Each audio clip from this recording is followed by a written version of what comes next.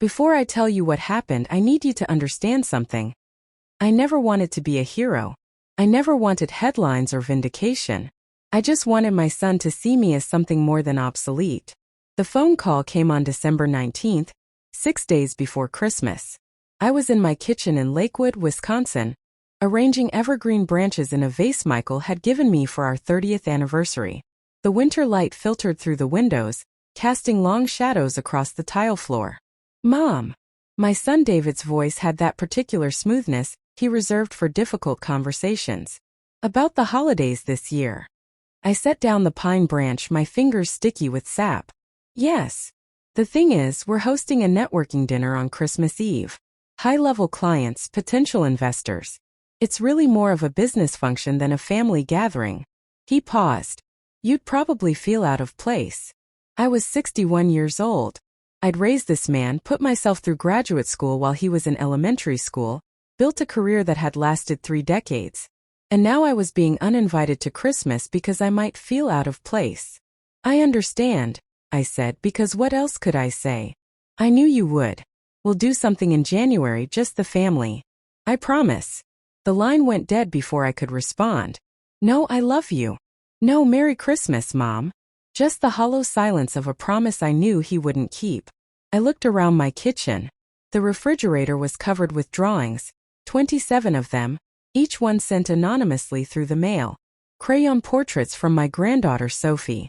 Stick figures labeled me and Nana, with hearts drawn in purple and pink. A Christmas tree with presents underneath, the word family, spelled out in careful letters at the top. Sophie was 8 years old, and she already knew her parents wouldn't approve of her loving me. So she loved me in secret, hiding her drawings in envelopes when her mother wasn't looking, addressing them in wobbly handwriting, mailing them without return addresses. 8 years old and already learning that caring about me was something shameful. The house was too quiet. It had been too quiet since Robert died 3 years ago. The kind of silence that becomes a physical presence, filling rooms and pressing against your chest until you can't quite catch your breath. But here's what David didn't know. I wasn't just some retired engineer he could dismiss. I wasn't finished. And I wasn't going to stay silent much longer. 4 years earlier, October 2021, the oncologist's words seemed to hang in the air, refusing to dissipate. Stage 4 pancreatic cancer. "I'm sorry, Mr. Caldwell. We can keep him comfortable, but there's no cure at this stage." Robert sat beside me in the sterile office, his hand wrapped around mine. His grip was still strong carpenter's hands, even though he'd spent 42 years as a CPA. "How long?" His voice was steady. He'd always been steady. 4 to 6 months. Maybe less. Robert died on a Wednesday morning in late October. The leaves outside our bedroom window had turned brilliant gold and crimson against a pale blue sky. Beautiful, like the world hadn't noticed it was losing one of the good ones. He squeezed my hand one last time, looked at me with those blue-gray eyes that had seen me through 39 years of marriage. "You're going to be okay, Margaret," he whispered. "You're stronger than you think." Then he closed his eyes and left me. The funeral was everything Robert would have hated. Too many flowers, their cloying scent making me dizzy. Too many people saying empty things like, "He's in a better place, and at least he's not suffering." David flew in from Chicago with his expensive suit and his efficient condolences.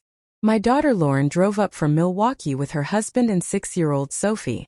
Sophie stood beside me at the graveside, her small hand gripping mine so tightly I could feel her pulse racing against my palm. When they lowered the casket into the ground, she looked up at me with Robert's eyes. "Nana, where did Papa go?" I knelt down on the wet grass, brushed a curl from her face. "He's with the stars now, sweetheart. He'll watch over us from there." "Will he be cold up there?" My throat closed. I couldn't answer, couldn't force words past the grief lodged there like a stone. I just pulled her close and held on while the wind scattered leaves across the cemetery, and the minister's voice droned on about dust and ashes. Before Robert died, Sunday dinners were sacred in our house. David would bring his business proposals, spreading papers across our dining table while Robert carved the roast chicken. "Listen to this strategy, Dad. This is going to revolutionize TechMed's market position." Lauren would call from Milwaukee, her voice on speakerphone while Robert stirred gravy, and made jokes about her dramatic PTA stories. Mom, tell her she's overreacting about the bake sale committee. Sophie would sprawl on the kitchen floor with markers and colored pencils, drawing elaborate scenes of unicorns and castles. Papa, look. This one is you and me riding a dragon. Robert would glance at me over the stove with that small smile playing at his lips. The one that said this. This is what matters. I'd be in my home office working on algorithms and diagnostic protocols for TechMed solutions, and Robert would bring me tea around 3 o'clock. He'd lean against the doorframe watching me work. Another breakthrough, Dr. Caldwell? Getting closer. They don't appreciate you enough at that company, you know? They appreciate my work. Do they? He'd set the tea down, kiss the top of my head. Because from where I'm standing, you're the smartest person in that building by a mile. I'd worked at TechMed Solutions for 34 years. Started as a junior systems analyst fresh out of graduate school. Built their entire diagnostic software division from nothing. 14 patents. Countless innovations. When David joined the company 18 years ago, I was proud. I thought we'd build something together, mother and son creating the next generation of medical technology. Robert used to say, "Watch out, Margaret. Corporate politics doesn't care about family ties." I should have listened. The first 6 months after Robert died, the kids called often. Grief pulls people together, even if only temporarily. David would check in on Sundays. "How are you holding up, Mom? Do you need anything?" Lauren visited 3 times that first month, bringing casseroles I couldn't eat, sitting in the living room making awkward conversation while Sophie colored at my feet, her small body pressed against my legs like she was afraid I might disappear too. But grief has a shelf life. Least theirs did. By month 7, David's calls got shorter. "Hey Mom, just touching base. I'm swamped at work. We'll talk soon." By month 9, Lauren's visits stopped. "Really busy with Sophie's activities, Mom. Rain check." The rain check never came. The changes at work were subtle at first. I'd be explaining a diagnostic protocol in a meeting and David would interrupt. "That's good historical context, Mom, but let me bring this into modern application." Like I was teaching ancient history instead of cutting-edge AI research. Or he'd send strategy emails without copying me. When I asked about it, he'd say, "Just operational stuff, Mom. Didn't want to clutter your inbox with administrative details." Clutter my inbox at the company I'd helped build from the ground up. The real shift happened at a board meeting in November, 1 year after Robert died. I was presenting my research on machine learning applications in diagnostic imaging. 40 slides, 17 years of work. The board members listened politely, asked intelligent questions. Then David stood up. "Mom's expertise has been invaluable," he said, his voice smooth and practiced. "But we need to think about scalability, fresh perspectives, younger talent that understands where the market's heading. Younger talent." He was 36. I was 61. Apparently, that made me obsolete. The board members nodded, took notes, started directing their questions to David instead of me. Questions about my own research, my own innovations. After the meeting, I cornered him in the hallway. "What was that about?" "What was what?" He wouldn't meet my eyes. "You undermined me in front of the board." "I was providing context, Mom. Different perspective." He checked his watch. "Look, I've got another meeting. We'll talk later." We didn't talk later. We stopped talking about anything that mattered at all. The second year was worse. Thanksgiving arrived and I wasn't invited. I found out from social media. Lauren posted photos of an elaborate dinner at David's condo. The whole family gathered around a table that could seat 15. David carving turkey. His wife Amanda laughing with Lauren. Sophie in a fancy dress, sitting between her parents, gap-toothed smile shining. I called David. "I didn't realize you were having Thanksgiving dinner," I said, keeping my voice level. Pause. "It was kind of last minute, Mom. Just immediate family." "I am immediate family. You know what I mean." "It was small. Intimate." The photo showed at least 18 people. "Maybe next year," he said. Lauren's birthday was in April. I sent a card, called to wish her happy birthday, got voicemail. Saw the party photos on Instagram 4 days later. David and Amanda were there. Lauren's in-laws were there. Friends I'd never met were there. I wasn't. When I asked Lauren about it, she texted back, Sorry, Mom. Last minute thing. You know how it is. I didn't know how it was. I didn't understand how I'd become someone they forgot to invite to their lives. The worst part was Sophie. She'd turned 7 the month after Robert died. Now she was 8, then 9. Growing up in photographs I saw online. Birthday parties I wasn't invited to. School plays I didn't know about until after they'd happened. I asked David once if I could take Sophie for the afternoon. Maybe we could go to the park. Get ice cream. She's really busy, Mom. Soccer, piano, tutoring. Her schedule's packed. I'm her grandmother. I know. We'll figure something out. We never did. But Sophie found a way. The first drawing arrived in my mailbox on a Tuesday in August. No return address. Just my name and address in careful, crooked handwriting. Inside was a crayon portrait. 2 stick figures holding hands. Labels. Nana and me. A sun in the corner with a smiley face. I taped it to my refrigerator and cried for the first time since Robert's funeral. More drawings came after that. One every week or 2, sometimes more. Sophie never wrote notes, but she didn't need to. The pictures said everything. Me and Nana at the beach. Me and Nana making cookies. Me and Nana with hearts all around us. 9 years old, and she was already learning to love in secret. By the second Christmas without Robert, I had 27 drawings covering my refrigerator. 27 reminders that I hadn't been completely erased. Not yet. I hosted Christmas dinner by myself that year. Just me, cooking Robert's roast chicken recipe in a too-quiet house. I burned the potatoes, forgot the cranberry sauce, served store-bought rolls that tasted like sawdust. But David called around 7 o'clock and put Sophie on FaceTime. Merry Christmas, Nana. Her face filled the screen. New haircut, bangs. Missing another tooth. Merry Christmas, sweetheart. I miss you so much. I miss you too. I made you a present. It's a picture book. I drew. David's hand reached into frame, took the phone away. Okay, Sophie. Time for bed. Say goodnight to Nana. But I wanted to show her. Bed. Now. The screen went black. I sat alone in my kitchen, staring at the burned potatoes, the empty chairs, the Christmas lights I'd strung up for no one but myself. That's when I realized I wasn't just being forgotten. I was being erased. Slowly, methodically, one missed invitation at a time. And I had no idea how to stop it. The breakthrough came at 1:30 in the morning on March 3rd. I'd been working on the algorithm for months, years, really, if you counted all the foundational research. But that night, everything clicked into place. My home office was lit only by my computer screens and the desk lamp Robert had bought me at a garage sale 20 years ago. My coffee had gone cold hours before. My back ached from sitting too long, but I couldn't stop. I was so close. The algorithm was designed to analyze medical imaging using machine learning. Not just to read scans, but to predict diseases before symptoms appeared. To catch the things that killed people before anyone knew what to look for. Things like pancreatic cancer. The kind that took Robert before we even knew he was sick. I typed the final lines of code, ran the test sequence, watched the results populate across my screen. It worked.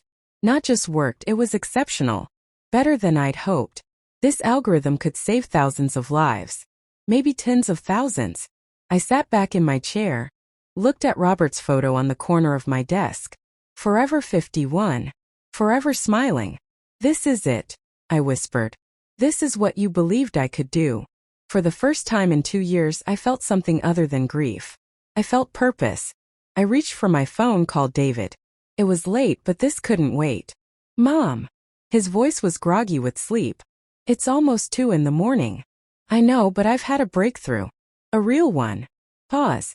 His voice sharpened, suddenly alert. Tell me more. It's a machine learning algorithm for analyzing diagnostic imaging.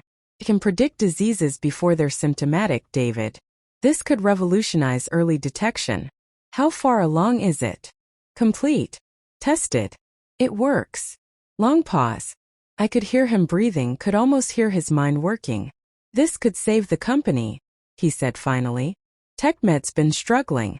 Investors are getting nervous. But something like this, Mom, this could change everything. I should have heard the hunger in his voice. Should have recognized that tone.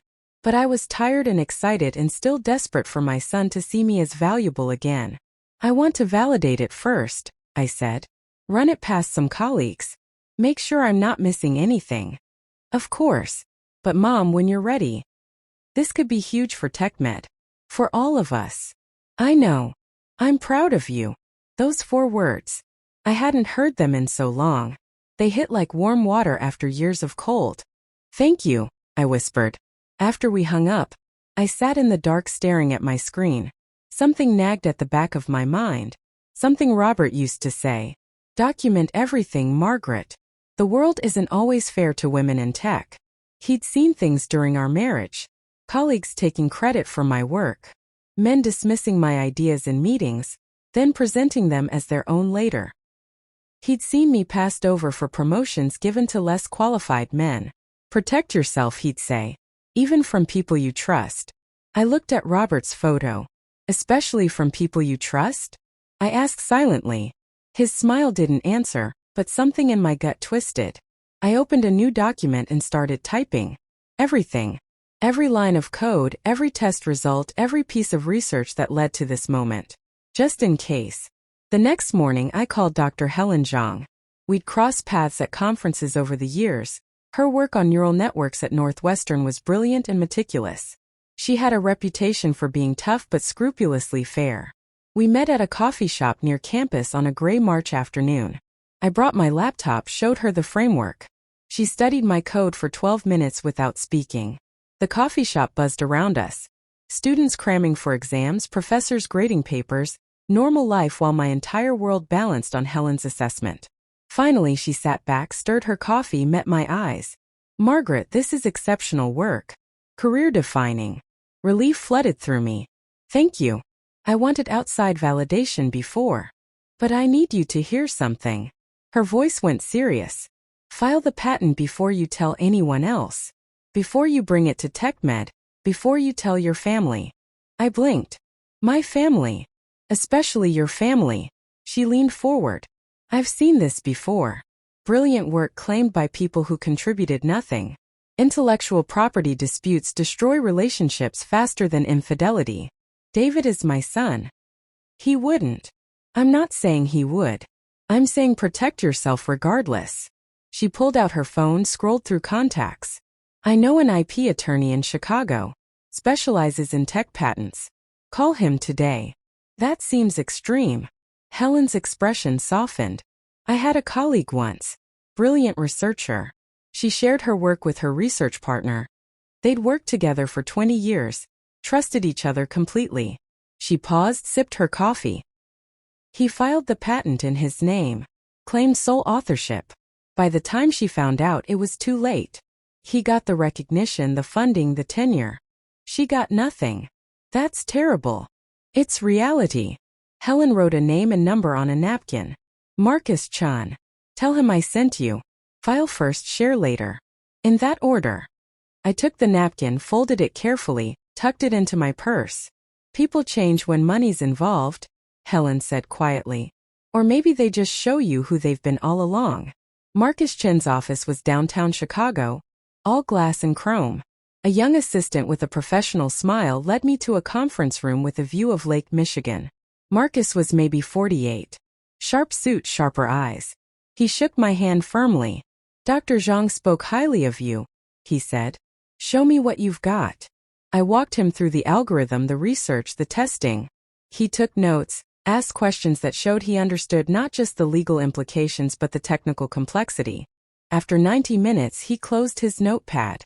This is exceptional work, Dr. Caldwell. We'll file a comprehensive patent application. Every line of code documented and timestamped. If anyone tries to claim they developed something similar, we'll have a paper trail even the best lawyers can't break. How long does it take? Filing is immediate.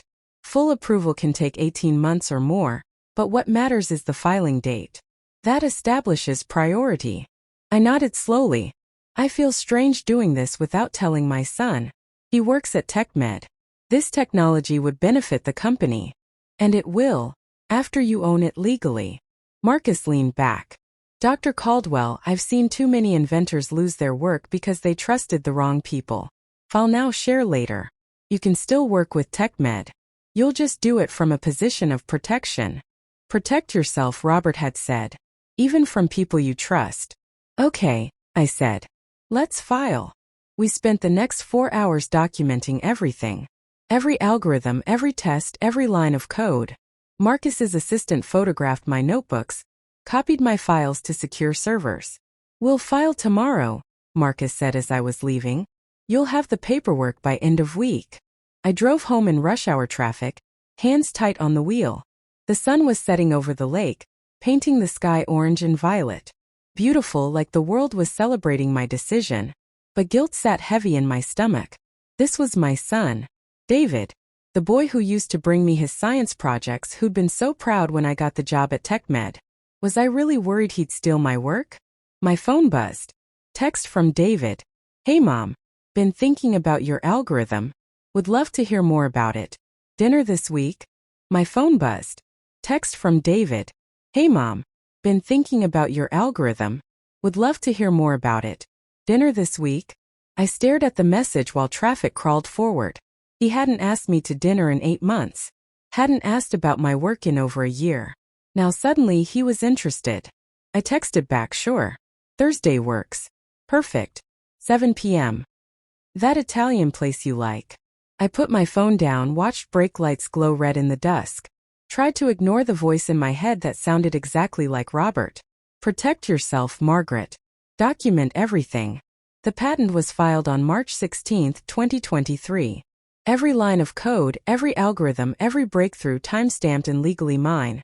I didn't tell David. Didn't mention it at dinner on Thursday when he asked about the algorithm. I just explained the framework, the general concepts, how neural networks could be trained on imaging data. Not the specifics. Not the code. Not the pieces that made it revolutionary. This is incredible, Mom, David said, leaning forward over his fettuccine. This could save TechMed. Really save it. I'd like to validate it more thoroughly first. Make sure it's ready. Of course. But when you are ready. He smiled. The same smile he'd had as a kid when he wanted something. We could do this together. Mother and son. Build something amazing. I wanted to believe him. God, I wanted to believe him. But something in his eyes didn't match his smile. Something hungry. Something that made my gut twist. We'll see, I said. That night, I sat in my office staring at the patent certificate Marcus had sent over. Official legal binding. March 16, 2023. The day I protected my life's work from my own son. I should have felt relieved. Instead, I felt like I just acknowledged that the family Robert and I had built was already falling apart. And the worst part? I had no idea how bad it was about to get. The weeks after filing the patent felt strange, like I was living 2 parallel lives. In one life, I was Dr. Margaret Caldwell, pioneering AI researcher, woman with a patent that could change medicine forever, protected, legally secure.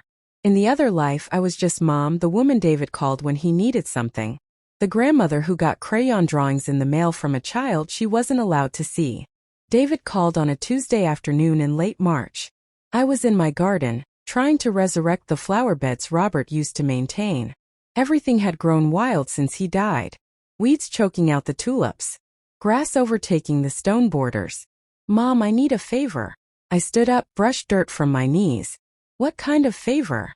TechMed's in a challenging position. We need innovation to get investors excited again. Your diagnostic work. Could you consult on strategy? Help us pitch the vision. Something in his voice. An eagerness. The kind that made successful salespeople and dangerous gamblers. Consult how? Just come to some meetings. Explain the potential of AI in diagnostics. You wouldn't have to share the actual algorithm, just the concepts. The framework. I looked at Robert's tulips struggling under the weight of dandelions. When? Thursday. I'll send you the details. After he hung up, I stood in the garden for a long time. The April sun was warm on my face. Birds sang in the maple tree Robert had planted when David was born. This could be good, I thought. This could be us rebuilding. Or it could be something else entirely. I called Marcus Chun. I'm considering consulting for TechMed, I said. Will that affect my patent? As long as you don't disclose the proprietary code or algorithm specifics, you're fine. Keep it conceptual. He paused. And Dr. Caldwell? Yes. Document everything. Every meeting, every conversation, every email. You think that's necessary? I think it's smart. TechMed Solutions headquarters sat on the outskirts of Chicago, trying to look innovative with its glass facade and minimalist design. I'd helped design the research wing. My name was on a plaque by the entrance. Dr. Margaret Caldwell, founding researcher, Diagnostic Systems Division. David met me in the lobby. Professional handshake, the kind he gave vendors. Thanks for coming, Mom. This means a lot. He led me to a conference room. 6 people sat around the table. I recognized 2 from the board. The others were younger, sharper consultants, probably the kind brought in to fix struggling companies. Everyone, this is Dr. Margaret Caldwell, David said. She's been with TechMed since the beginning. 34 years of diagnostic systems research.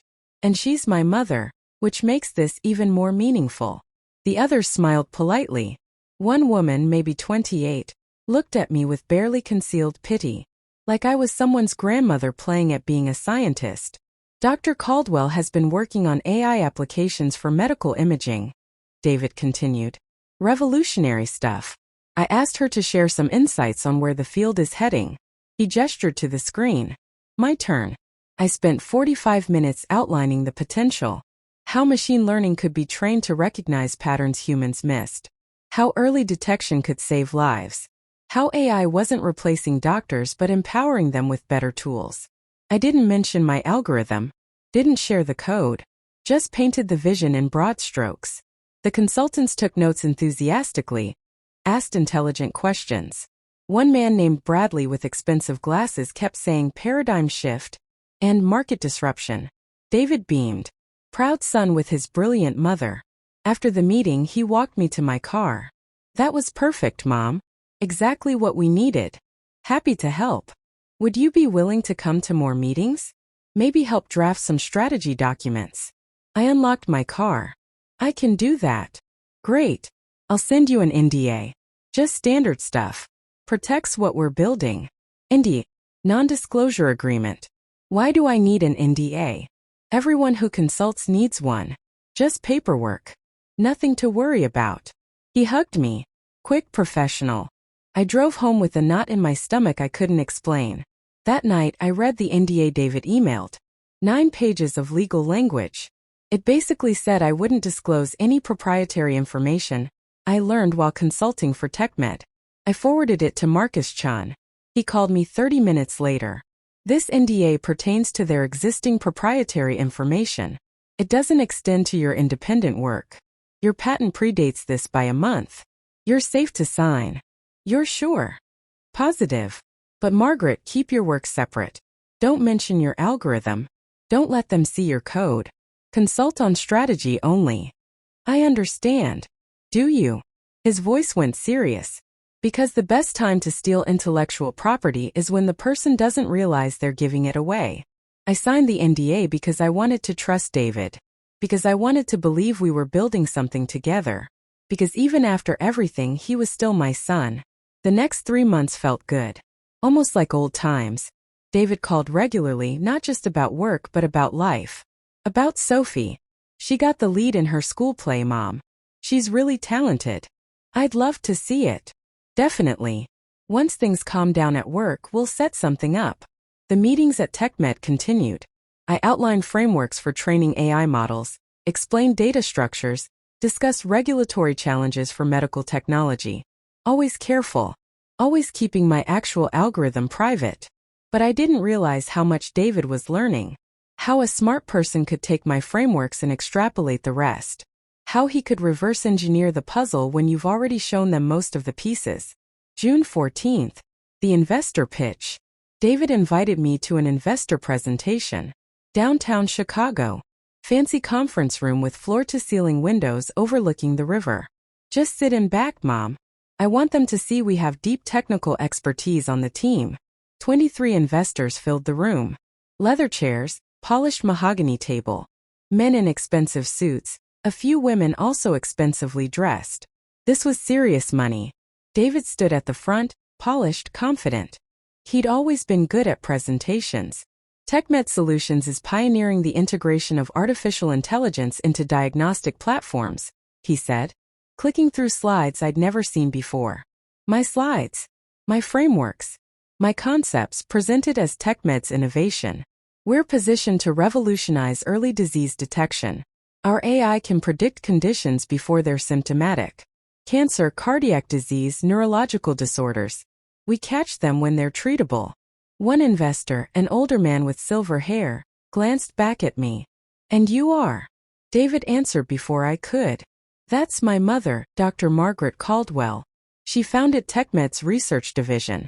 She's been helping with some of the technical groundwork. Helping with groundwork. Like I was his assistant. The presentation continued. 45 minutes of David explaining my vision, my research, my breakthroughs. Every word polished, every slide professional. Not once did he mention that the work was mine. When it ended, the investors applauded, asked questions about timelines, FDA approval, market potential. David answered smoothly, mentioning our team, and our research and our vision. I sat in the back row, hands folded in my lap, feeling something cold settle into my chest. After the meeting, investors mingled. Business cards exchanged. David worked the room like a politician. One woman approached me. Late 50s, intelligent eyes, designer suit. Dr. Caldwell, I'm Jennifer Park, PhD in bioengineering. That presentation was fascinating. Thank you. Your son is very talented. Yes. But I recognize foundational neural network architecture when I see it. She looked at me steadily. That's 20 years of research, not 3 years of development. I looked at her. She looked back. Understanding passed between us. You might want to check your patent filings, she said quietly. Then she walked away. David drove me home, excited, energized. That went great, didn't it? Jennifer Park's firm is huge. If we get her investment, we're set. David. Yeah. Those slides. That was my research. What? He glanced at me back to the road. That presentation. That was my work. Mom, that was TechMed's research. We've been working on this for months. You consulted. Sure. But the company didn't develop that framework. I did. 2 years ago, before you even understood how machine learning worked. You're being dramatic. I'm being accurate. His jaw tightened. We're doing this together, Mom. I'm not trying to cut you out, but TechMed needs investment. If investors think we're some mother-son science project, they'll never take us seriously. So you erase me. I'm not erasing you. I'm positioning the company for success. He pulled into my driveway, put the car in park. Look, I know you feel overlooked, but you have to trust me. This is for all of us. The company succeeds, we all succeed. Unless the company succeeds with my work and I get nothing. He stared at me. Is that what you think I'm doing? Stealing from you. I don't know what you're doing, David. I'm trying to save the company Dad helped you build. I'm trying to make something you can be proud of. His voice rose. But if you don't trust me, if you think I'm some kind of thief, then maybe you shouldn't consult for us anymore. The cold in my chest spread. Maybe I shouldn't. I got out of the car, walked to my front door. Didn't look back. David drove away fast, tires squealing slightly. I went inside, closed the door, stood in my empty house. Then I went to my office, pulled up the file where I documented everything. Added today's date. Described the presentation, the slides, David's words. Helping with technical groundwork. I thought about what Jennifer Park had said. Check your patent filings. My patent was filed March 16th, safe, protected. But what if David filed his own patent, claiming the work as TechMed's? Would it matter that mine came first? I called Marcus Chun. Left a voicemail. Marcus, it's Margaret Caldwell. I need to talk to you about protecting my patent. Soon. Then I sat in Robert's chair in the dark and wondered how everything had gone so wrong so fast. Outside, stars were coming out. Robert was up there somewhere watching, knowing he'd been right to tell me to protect myself. But protection felt cold. Felt like giving up on the family we'd built together. The question was, had David given up first, or was I imagining threats where there were none? I wanted to believe I was paranoid. I wanted to be wrong. But in my gut, that cold feeling spread. Something was very, very wrong. And I was running out of time to figure out what. Marcus Chun called me back the next morning. Margaret, I looked into similar patent filings. There's nothing matching your work. Yet. Yet. Yet. If David tries to file, he'll be blocked. Your patent has priority. He paused. But I want you to do something. What? Start recording your meetings with him. Wisconsin is a one-party consent state. You don't need his permission to record conversations you're part of. That feels wrong. So does someone stealing your life's work. His voice was firm. Documentation isn't paranoia, Margaret. It's protection. I thought about Robert, how he'd always said the same thing. Okay, I said. I'll do it. I didn't hear from David for 3 weeks after our argument. No calls, no texts, nothing. Then on a Thursday in late July my phone rang. Mom. His voice was careful, controlled. I think we need to talk. Clear the air. I think so too. How about Saturday? Come over for lunch. Amanda's making her famous lasagna. Sophie keeps asking about you. Sophie. My heart clenched. What time? Noon. And Mom? Let's not fight. Let's just be family. Saturday, July 27th. David's condo overlooked downtown Chicago. Floor-to-ceiling windows. Modern furniture that looked expensive and uncomfortable. Art on the walls that probably cost more than my car. Amanda answered the door. Blonde, polished, the kind of woman who made athleisure look formal. Margaret, so good to see you. Air kiss near my cheek. Come in, come in. The apartment smelled like garlic and tomato sauce. Somewhere I heard Sophie laughing. Then she appeared, running down the hallway in a yellow sundress, hair in French braids. Nana! She launched herself at me. I caught her, held her tight. She smelled like strawberry shampoo and sunshine. I missed you, sweetheart. I missed you too. I have so much to show you. I learned Für Elise on the piano, and I got an A on my science project, and I made you something. Sophie. Amanda's voice sharp. Let Nana breathe. Go wash your hands for lunch. Sophie's smile faltered, but she nodded, squeezed my hand once more, ran off. Lunch was tense despite the excellent lasagna. David talked about work, safe topics, investor meetings, market projections. Amanda discussed Sophie's school, her piano lessons, the new art class. Nobody mentioned the investor presentation. Nobody mentioned my research. After lunch, Amanda took Sophie to her room for quiet time, which meant I wasn't allowed to spend time with my granddaughter unsupervised. David led me to his home office. Closed the door. Look, Mom. About the presentation. I could have handled it better. You could have. But you have to understand, investors need confidence. They need to believe TechMed has a unified vision, a strong team. If I tell them it's all based on one person's research, your research, they get nervous. What happens if you leave? If you get sick? If something changes? So you pretend the work is yours? Not mine. Ours. The company's. He leaned against his desk. Mom, I'm not trying to hurt you. I'm trying to build something. Something Dad would be proud of. Don't use your father. He'd want this. He'd want the company to succeed. He'd want us working together. I looked at my son, 36 years old, wearing a polo shirt that probably cost $200. Living in a condo I couldn't afford. Are we working together, David? Or are you working and I'm just there? That's not fair. None of this is fair. I stood. I'm going to say goodbye to Sophie.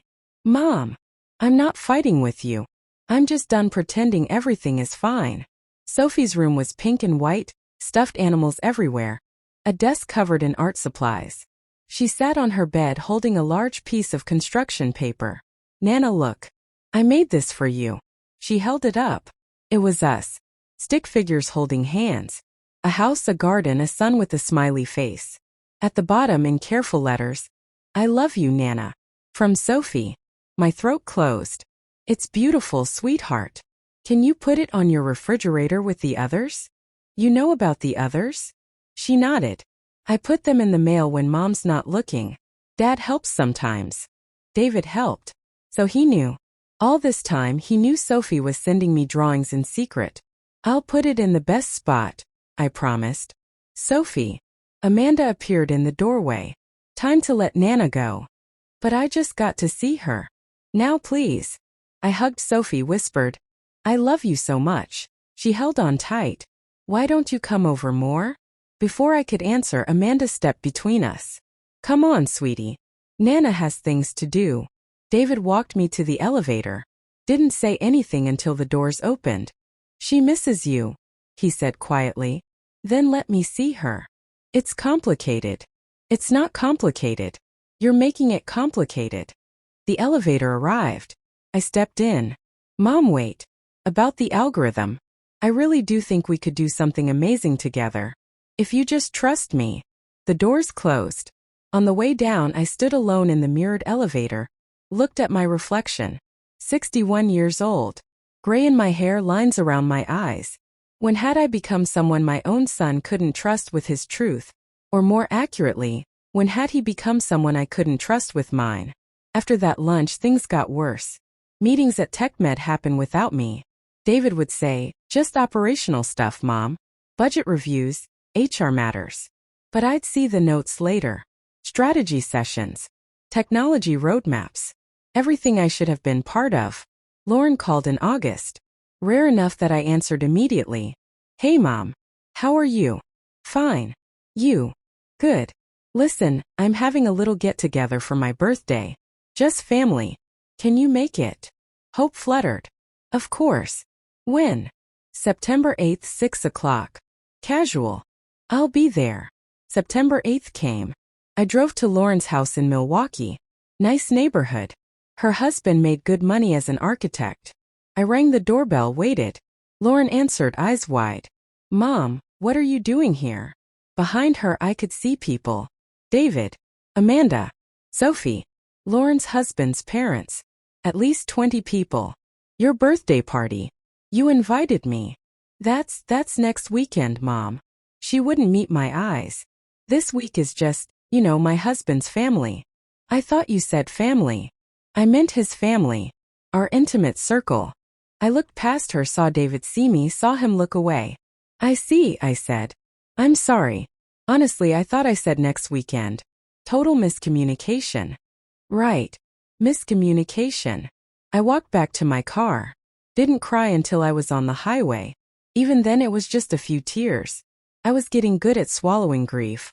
There was no party next weekend. I knew there wouldn't be. The call came from a number I didn't recognize.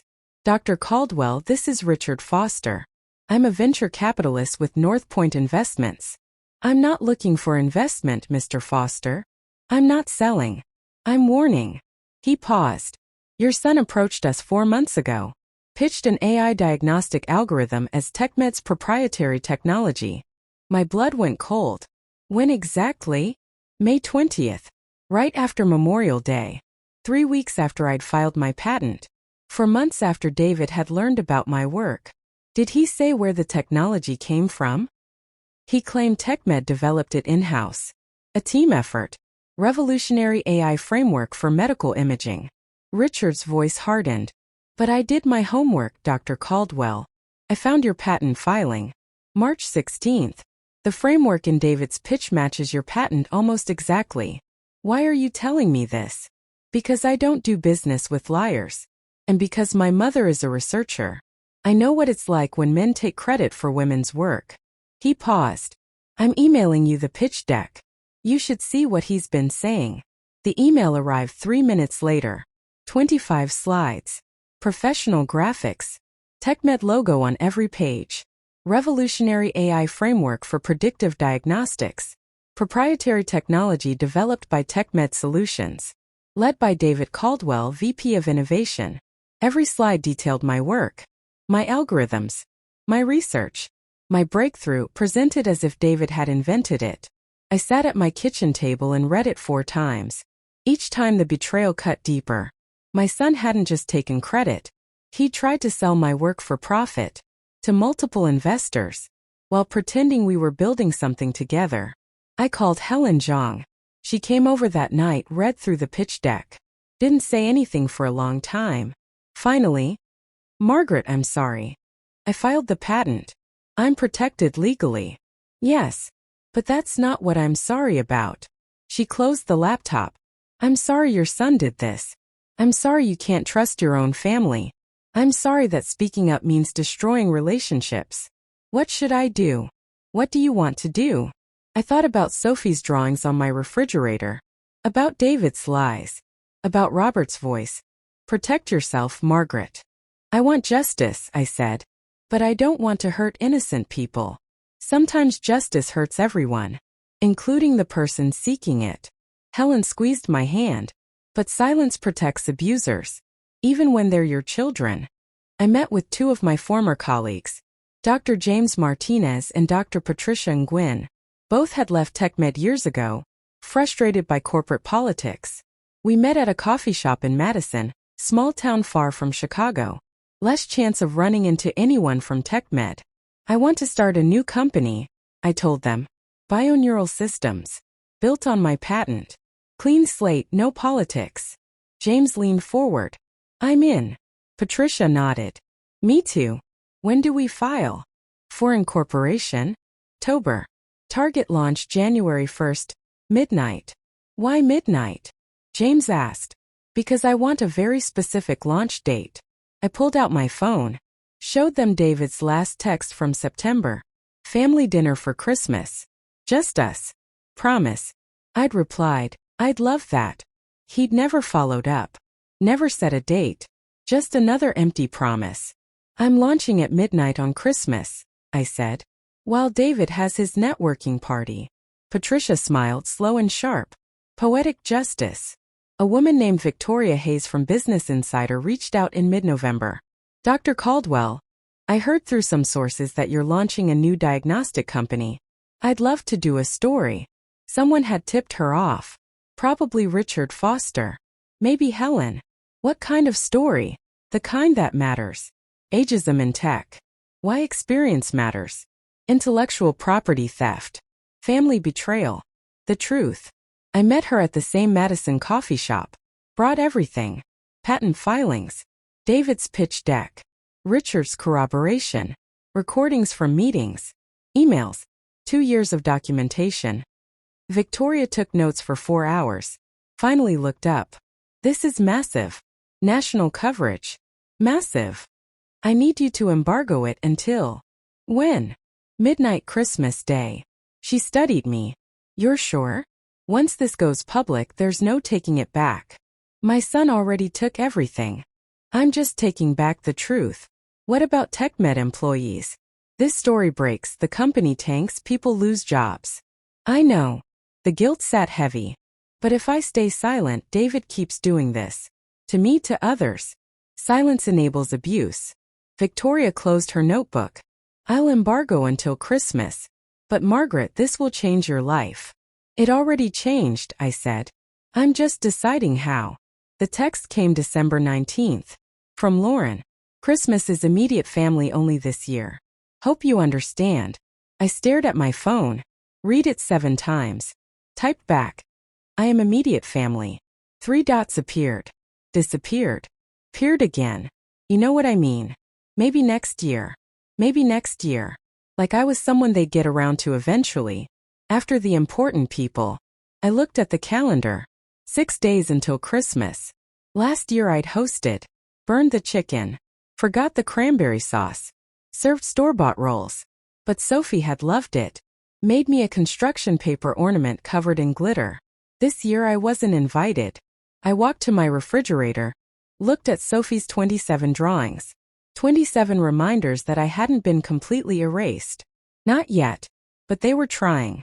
December 22nd. 3 days before Victoria's article would publish. 3 days until Bioneural Systems IPO would go live. 3 days until I destroyed my relationship with my children permanently. I almost stopped. Almost called Victoria and said, don't publish. But then David posted on social media. A photo. Him, Lauren, Amanda, and Sophie at some fancy holiday party. Everyone in formal wear. Champagne glasses, string lights. Caption. Grateful to celebrate with the people who make it all worthwhile. Sophie wore a red velvet dress. She looked older, taller.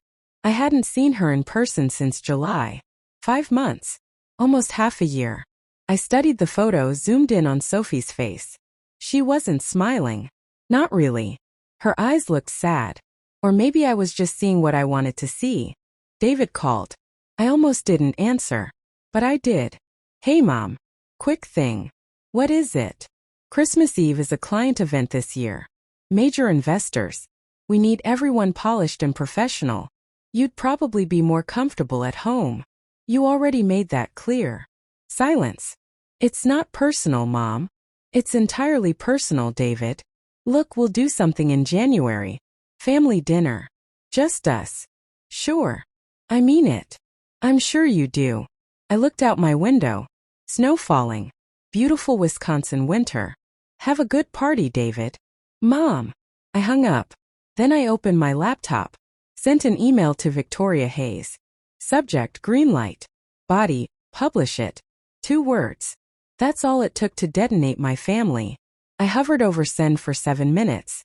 Thought about Sophie. About Robert. About 34 years at TechMed. About being erased one dinner invitation at a time. Thought about David selling my work to investors. About the lies. About the betrayal. I clicked send. The house was quiet on Christmas Eve. Too quiet. The kind of silence that settles into your bones when you realize you've crossed a line you can never uncross. I cooked dinner for one. Simple pasta, salad, glass of wine. Robert's photo sat on the mantel, forever smiling, forever 51. I don't know if this is right, I told him. But I'm done being invisible. The clock showed 7:30 p.m. David's party had started. Somewhere in downtown Chicago they were celebrating, networking, building futures I wasn't part of. My phone rang at 9:15. Unknown number. I answered. Hello, Nana. Whispered. Scared. It's me, Sophie. My heart stopped. Sweetheart. I miss you. Her voice cracked. I wanted to call to say Merry Christmas early. I miss you too, baby. So much. I made you a really big drawing. The biggest one ever. It's you and me at the zoo with the elephants. Mom said I couldn't send it, but I'm going to anyway. I'm going to hide it in my backpack and mail it when she's not looking. Background noise. Music. Voices. Someone calling her name. I have to go, she whispered fast. Mom's looking for me. I love you, Nana. I love you, baby girl. The line went dead. I sat holding the phone, tears streaming down my face. 9 years old, and she was already learning that loving me was something to hide. 11:45 p.m. I sat at my kitchen table, laptop open, Business Insider article queued. Bioneural Systems IPO ready to go live at 12:01. 15 minutes until my life changed forever. I thought about calling it off. 1 email to Victoria, 1 click to stop everything. But then I thought about David's pitch deck. About being uninvited to my own granddaughter's life. About 2 years of lies and erasure and betrayal. About the 27 drawings on my refrigerator. About Sophie whispering on the phone because loving her grandmother was forbidden. 11:58. I stood by the window. Snow falling. Silent night, holy night. The town was quiet. Lights in neighbor windows, Christmas trees glowing. Normal families doing normal things. Tomorrow my family would hate me. But tonight, for these last 2 minutes, I was still just Mom. Still just Nana. Still someone they might love if they remembered how. 12 o'clock midnight. Christmas Day. My phone lit up. Notifications flooding in. The Business Insider article was live. Patents, emails, recordings, Richard Foster's testimony, Helen's corroboration. Everything documented. Everything proven. The truth finally told. Bioneural Systems IPO. $3.1 billion valuation. I sat down, watched my phone explode with messages. Support. Hate. Interview requests. Legal threats. The world was waking up to my story, and my family was about to wake up to their nightmare. 12:09 a.m. David called. I answered. Mom. His voice was raw, panic, broken. What the hell did you do? Background music. Voices. Chaos. His party collapsing in real time. I told the truth, David. You destroyed us. On Christmas. In front of everyone. The truth destroyed you, not me. Ask yourself why. We're family. Family doesn't steal, David. Family doesn't erase. I gave you chances. I tried to include you. You tried to take what was mine and pretend it was yours. Shouting in the background. Someone crying. Then Lauren's voice grabbing the phone. Mom, we're going to sue you for defamation. You've destroyed us. Marcus Chun reviewed everything. You don't have a case. You're a bitter, selfish woman. Lauren's voice broke. You couldn't stand to see us succeed. I couldn't stand to be erased from my own life. The line went dead. I sat in the dark, phone glowing in my hand. It was done. The truth was out, and there was no taking it back. My children hated me. My granddaughter would grow up hearing how I destroyed the family. TechMed would collapse. Innocent people would lose jobs. But the alternative was silence. Was letting David steal and lie and erase. Was teaching Sophie that being quiet was safer than being honest. Outside, Christmas morning snow kept falling. Inside, I sat alone with my decision. Right or wrong, it was made. And I would have to live with every consequence. By 1 a.m., my phone showed 68 missed calls. I sat in the dark living room, phone face up on the coffee table, watching notifications light up the screen like fireworks. Each buzz felt like a small explosion. David, 21 calls. Lauren, 15 calls. Unknown numbers, 32 calls. The Business Insider article had been live for 1 hour. Already shared 80,000 times. Twitter was on fire. Rising trends. Hashtags everywhere. I picked up my phone, scrolled through the notifications without opening them. Voicemails piling up. Text messages flooding in. Email after email after email. Support messages. You're a hero. Thank you for your courage. This is what bravery looks like. Hate messages. Family destroyer. Bitter old woman. Hope your revenge was worth it. Media requests. NBC wants an exclusive interview. Today's show would love to have you on. 60 Minutes is interested in your story. I turned the phone off. Set it down. Stared at the dark screen. This was it. The moment I'd been planning for months. The truth was out. Justice was served. The algorithm was protected. My work was credited. So why did I feel like I just detonated a bomb in my own life? I walked to the kitchen, made tea I wouldn't drink. Stood at the window watching snow fall in the streetlight. Beautiful. Peaceful. Like the world hadn't just watched me destroy my family on Christmas morning. Robert's photo sat on the mantel in the living room. I could see it from here. Forever smiling. Forever 51. Forever believing I was stronger than I thought. I hope you're right, I whispered to him. Because I don't feel strong. I feel like I just made the biggest mistake of my life. The tea went cold in my hands. I didn't sleep that night. Just sat in Robert's chair, watching darkness turn to gray, gray turn to dawn. Christmas morning. The day everything changed. Helen arrived at 7 a.m. with coffee and bagels. I heard her car in the driveway, heard her footsteps on the porch. Didn't get up to answer the door. She let herself in with the spare key I'd given her months ago. Margaret. Her voice gentle, careful. I was still in Robert's chair. Still wearing yesterday's clothes. Hair uncombed. Eyes dry from not sleeping. She didn't say anything. Just set the coffee and bagels on the table, sat down across from me. Waited. I did it, I finally said. I know. The articles everywhere. People are calling me a hero. People are calling me a monster. I know. I looked at her. Helen Zhang, brilliant researcher, tough as nails. The woman who'd warned me to protect myself. Who'd told me silence enables abusers. Was I wrong? I asked. She took a long time to answer. Sipped her coffee. Looked out the window at the snow. You did the right thing, she said finally. That's not what I asked. I know. She met my eyes. You did the necessary thing. Sometimes they're the same. Sometimes they're not. That's not reassuring. I'm not here to reassure you, Margaret. I'm here to sit with you while you live with your decision. We sat in silence for a while. Drank coffee. Didn't touch the bagels. Finally, Helen said. David held a press conference last night. Did you see it? No. You should watch it. Why?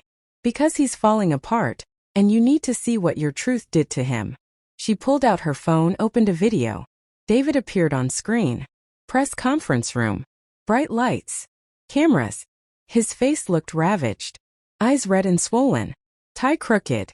Hair uncombed. I'd never seen him look so undone. A reporter's voice. Mr. Caldwell, Dr. Caldwell filed her patent in March 2023. You approached investors in May 2023. Can you explain the discrepancy? David's mouth opened, closed, opened again. The research was collaborative. Family development. Shared intellectual property between mother and son. Did you have Dr. Caldwell's permission to pitch her patented technology? We were working together on. That's not what I asked, Mr. Caldwell.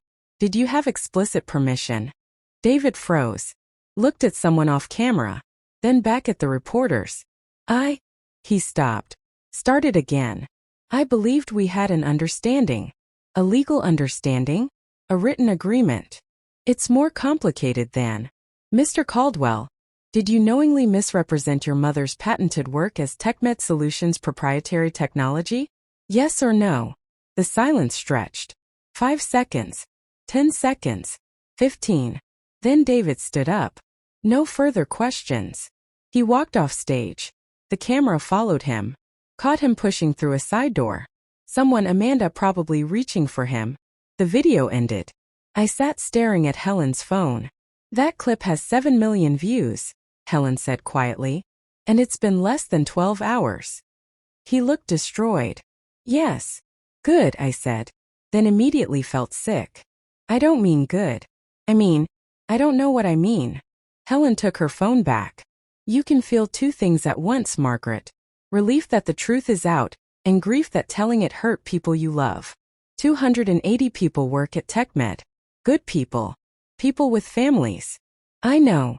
When this hits the market Monday morning, when investors pull out, when the stock crashes.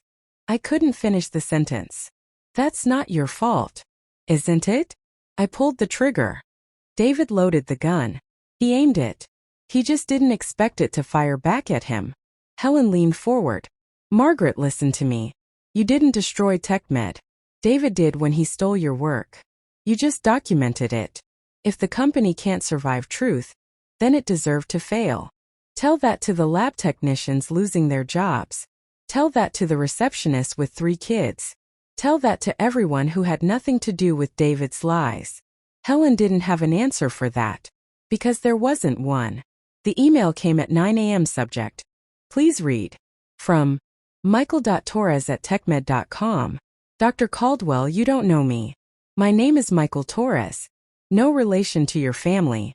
I'm a researcher in TechMed's imaging division. I've worked here for 8 years.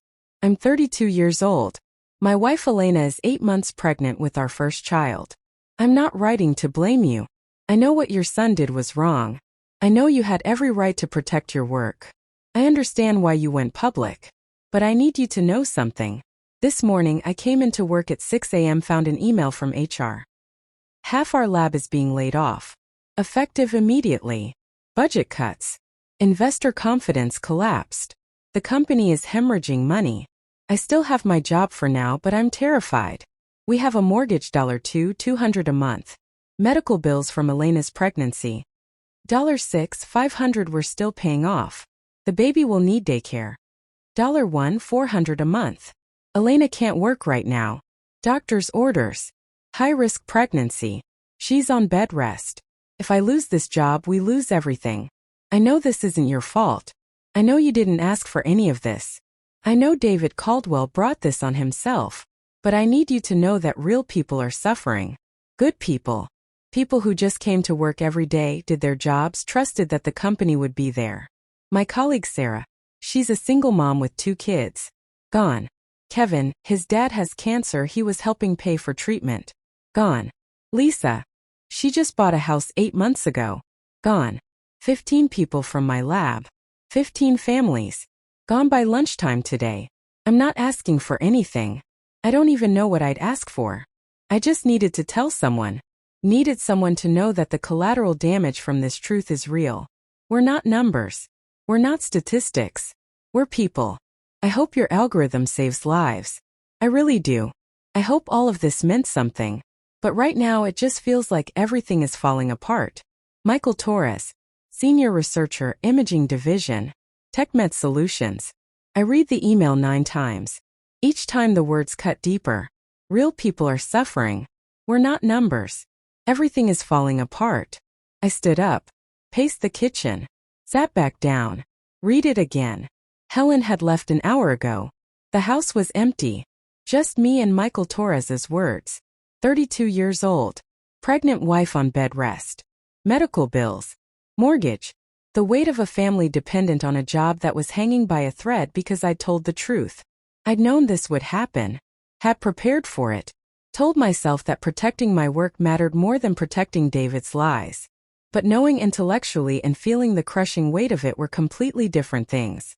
Michael Torres wasn't abstract. He wasn't theoretical. He was real. And his suffering was real. And it was happening because of choices I'd made. My hand shook as I typed my response. Michael, thank you for your honesty and for your courage in writing to me. You're right, this isn't your fault. And you're right that it's not entirely mine either. But I understand why it feels that way.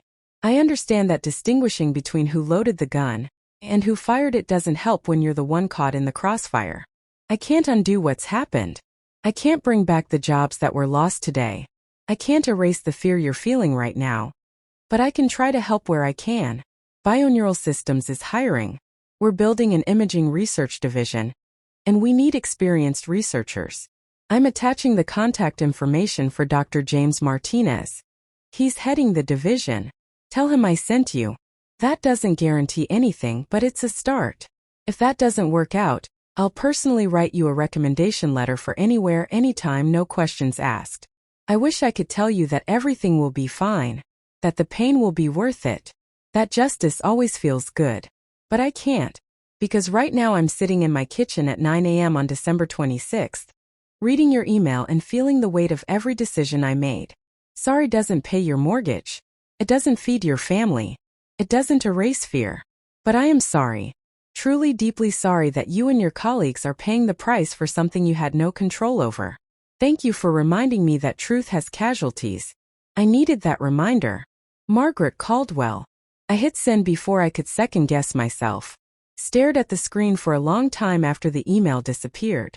Then I put my head down on the kitchen table and cried. David held another press conference at noon. I didn't want to watch, but I couldn't stop myself. The video was already everywhere. 10 million views and climbing. David looked even worse than yesterday. Same clothes. Hadn't showered. Eyes hollow.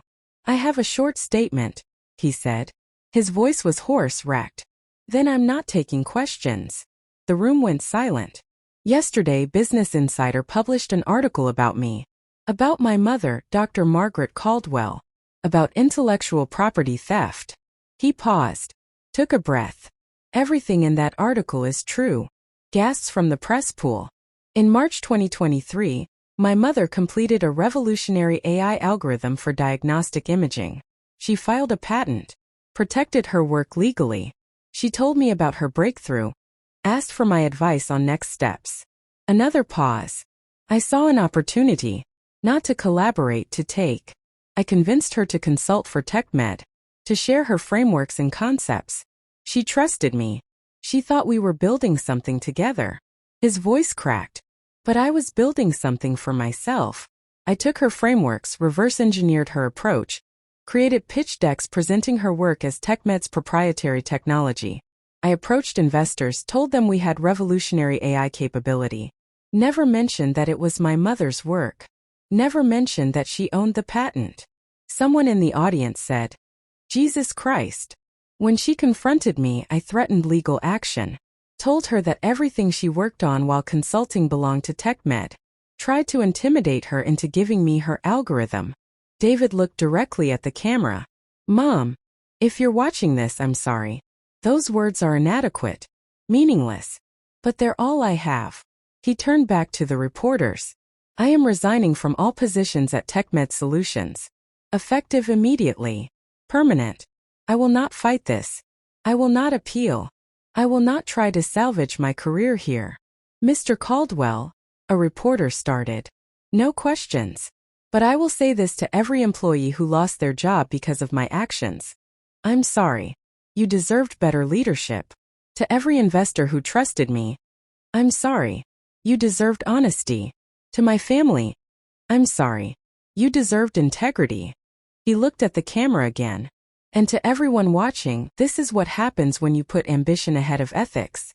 When you put career ahead of family. When you convince yourself that the ends justify the means. They don't. I destroyed my mother's trust, my company's reputation, my own career.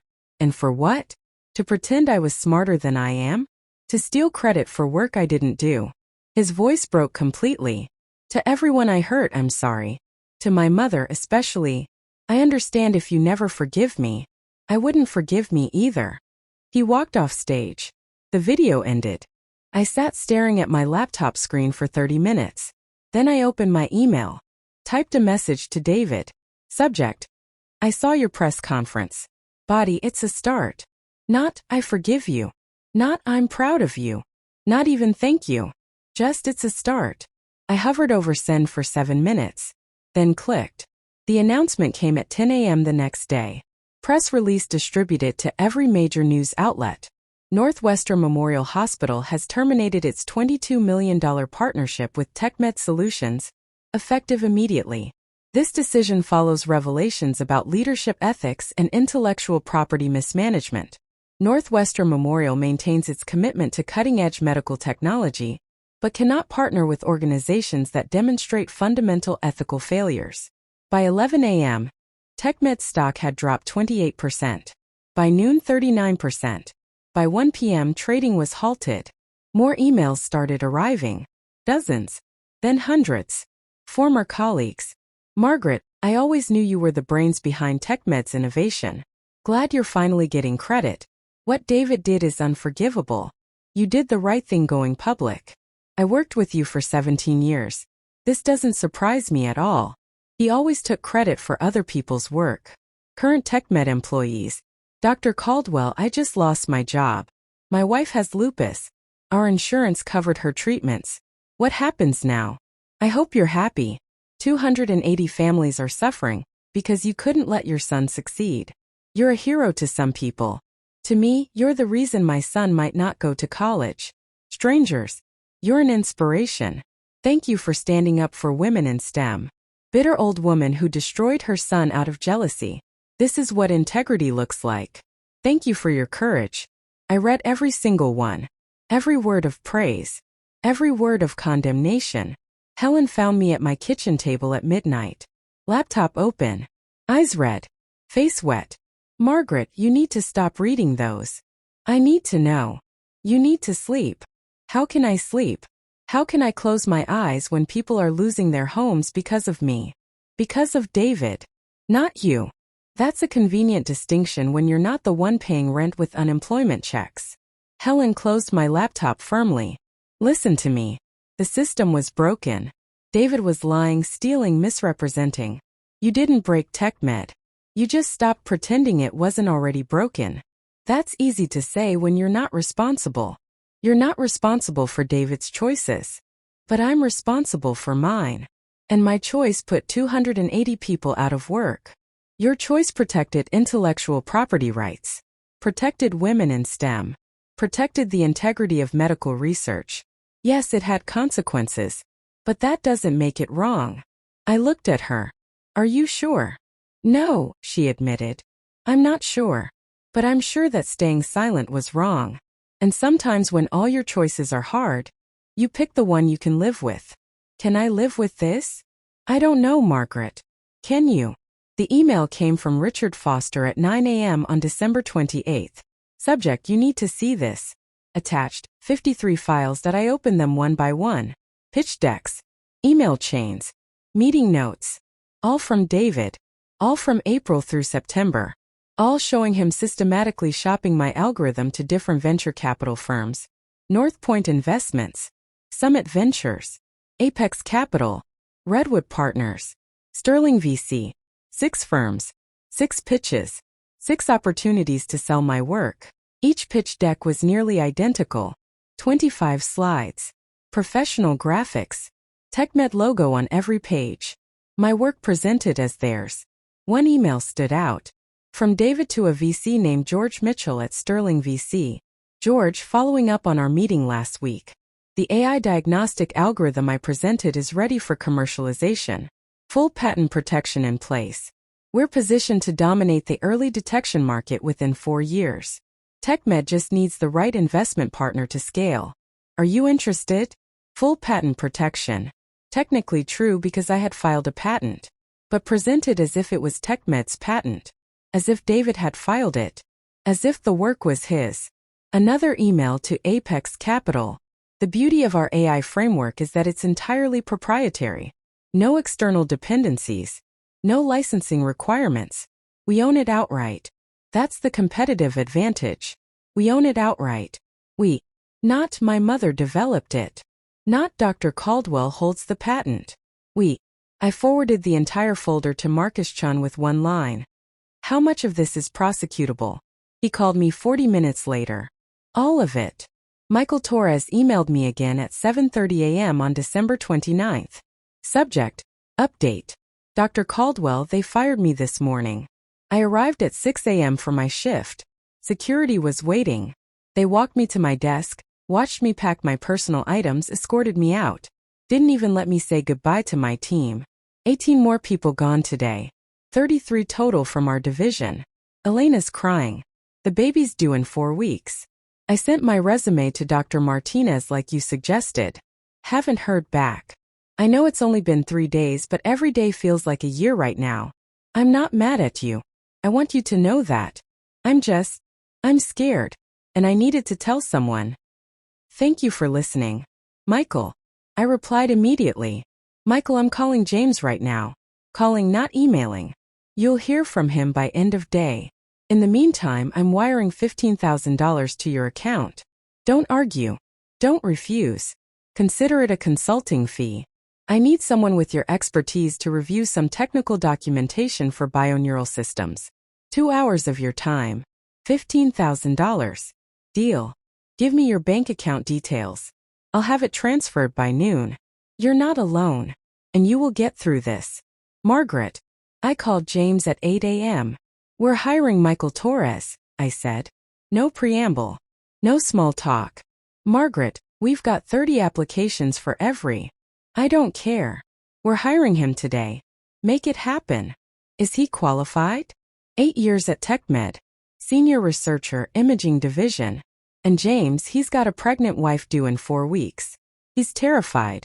And he's suffering because I told the truth. Silence. So yes, I continued. He's qualified. And we're hiring him. Full salary. Full benefits.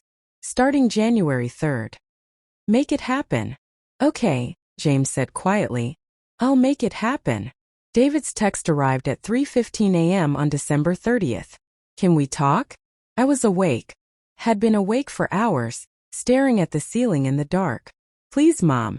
Just 5 minutes. I looked at my phone. The messages glowing in the darkness. I didn't respond. More messages came over the next hours. Mom, I know I messed up, but please let me explain that I'm losing everything. My job. My reputation. Lauren won't talk to me. Please, Mom. Don't shut me out. Fine. I get it. You've made your point. I deserved this. All of it. Amanda took Sophie to her mother's. Said she needs space to think. I think she's going to leave me. I'm sorry. I don't know if that means anything, but I'm sorry. I read each one. Didn't respond to any of them. My phone rang at 9 a.m. David. I stared at the screen. Let it ring 3 times. 4. 5. Then I answered. Mom. His voice was completely wrecked. Hoarse like he'd been crying for days. Thank you for answering. I didn't say anything. Just waited. I'm sorry. Silence. I know that's not enough.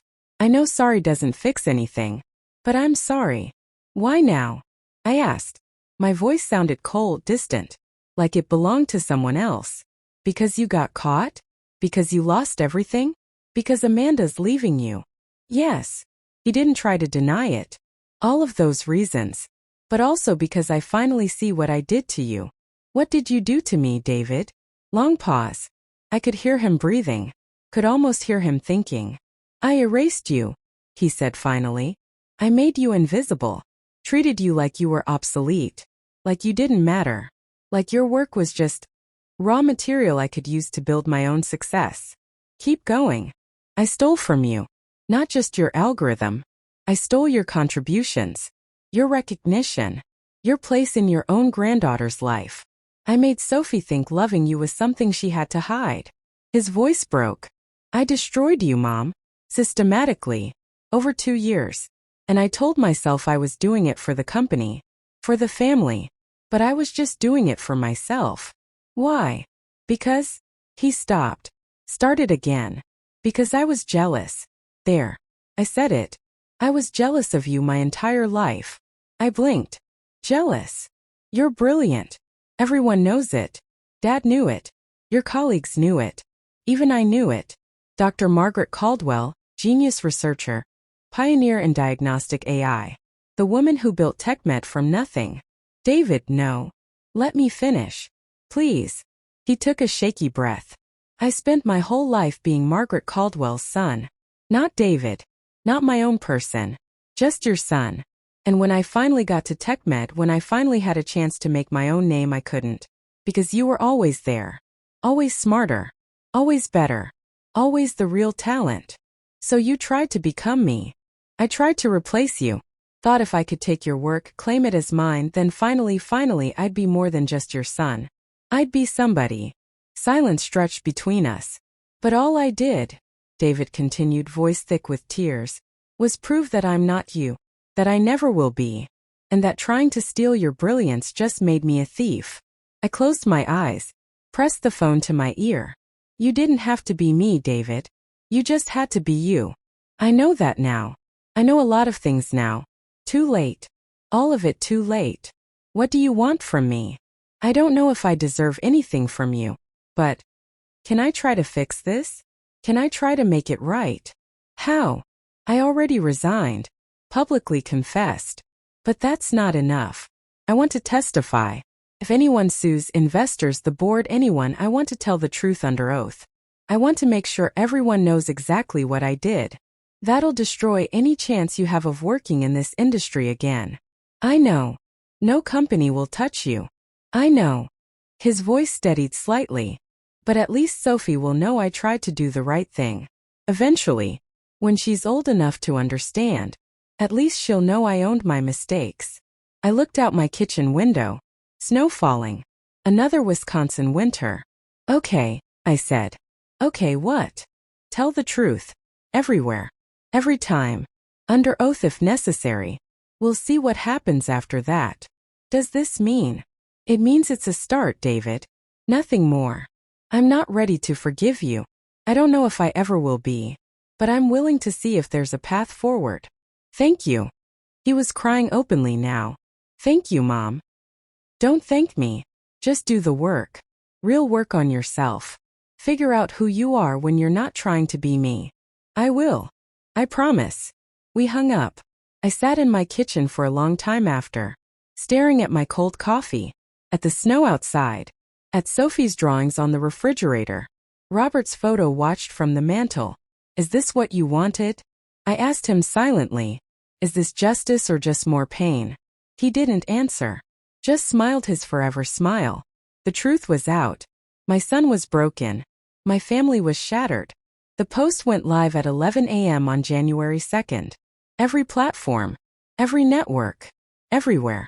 I read it on my laptop. Helen on speakerphone. James and Patricia on video chat. My name is David Caldwell. I'm writing this because I owe my mother, my family, the employees of TechMed Solutions, and every person affected by my actions a full, honest accounting of what I did. In March 2023, my mother, Dr. Margaret Caldwell, completed a revolutionary AI algorithm for medical diagnostic imaging. She spent 22 years developing the foundational research, 3 years specifically building this algorithm. She filed a patent on March 16, 2023, protecting her intellectual property. I knew about the patent. She told me, showed me the filing documents, asked my advice on commercialization strategies. Instead of helping her, I stole from her. Between April and September 2023, I convinced my mother to consult for TechMed Solutions. She believed we were collaborating, building something together. Mother and son. Family legacy. I was lying. I took her frameworks, her concepts, her revolutionary approach to machine learning training. I created pitch decks, approached 6 different venture capital firms, presented her work as TechMed's proprietary technology, as my innovation. I never told investors that the algorithm belonged to my mother, that she owned the patent, that the work was hers. I committed intellectual property theft against my own mother. The woman who spent 34 years building TechMed solutions. The woman who raised me, who believed in me, who trusted me. When she confronted me in June, I threatened legal action. Told her that everything she worked on while consulting belonged to TechMed. Tried to intimidate her into surrendering her patent. When she refused, I excluded her from family events. Made her feel unwelcome. Kept her away from her granddaughter. Systematically erased her from our lives because she wouldn't let me steal her life's work. Every single action I took was calculated, deliberate, intentional. This wasn't a mistake. This wasn't a misunderstanding. This was theft, erasure, abuse. And I did it to my own mother. The consequences of my actions. My mother spent 2 years being excluded from her own family. 280 TechMed employees lost their jobs when the truth came out. Investors lost millions when the company collapsed. My daughter learned that loving her grandmother was something to hide. I destroyed my mother's trust, possibly permanently. I am resigning from all positions at TechMed Solutions. Permanent. No conditions. No negotiations. I am prepared to testify under oath about my actions in any legal proceedings. I am prepared to face whatever consequences, legal, professional, personal, result from my theft. To the TechMed employees who lost jobs, I'm sorry. This is my fault, not my mother's. She had every right to protect her work. I'm the one who made that necessary. To the investors I lied to, I'm sorry. You trusted me. You deserved honesty. You got fraud. To my wife and daughter, I'm sorry. You deserved better. You deserved a husband and father with integrity. To my mother, I'm sorry. Those words are meaningless after what I did. But they're true. I destroyed something precious. Something irreplaceable. Your trust. Your place in our family. Your joy in your granddaughter. I don't expect forgiveness. I don't deserve it. I just want you to know that I finally understand what I took from you. And I will spend the rest of my life trying to be the son you deserve to have. To everyone watching. This is what happens when ambition becomes more important than integrity. When success matters more than honesty. When you convince yourself that family means you're entitled to take whatever you want. Learn from my mistakes. Protect your work. Document everything. Don't trust anyone, even family, with intellectual property you haven't legally protected. And if you're in STEM, especially if you're a woman, especially if you're older, your work matters. Your contributions matter. You matter. Don't let anyone make you invisible. My mother spent 2 years being erased. She finally said enough. She was right to do it. And I was wrong about everything. David Caldwell, former VP of Innovation, TechMed Solutions. The post went viral immediately. 25 million views in 8 hours. Comments flooded in. This is the most honest public confession I've ever seen. Too little too late. He destroyed hundreds of lives. At least he's owning it. That takes courage. Courage would have been not stealing in the first place. I'm a 64-year-old female engineer. Thank you, David, for finally seeing what you did. And thank you, Dr. Caldwell, for refusing to be erased. I read the post 4 times. Then open my email. To david.caldwell@gmail.com. Subject. I saw your statement. David, it's a start. It's not forgiveness. It's not reconciliation. It's not everything is fine now. But it's a start. Do the work. Real work on yourself. Figure out who you are. Be that person. Maybe someday we can rebuild. Maybe not. Time will tell. But this honesty is a start. Mom. I hit send before I could second guess myself. 30 seconds later my phone buzzed. Thank you. That's more than I deserve. I'll do the work. Promise. Can I see Sophie? Bring her to visit you if you're willing. I stared at the message. Thought about Sophie.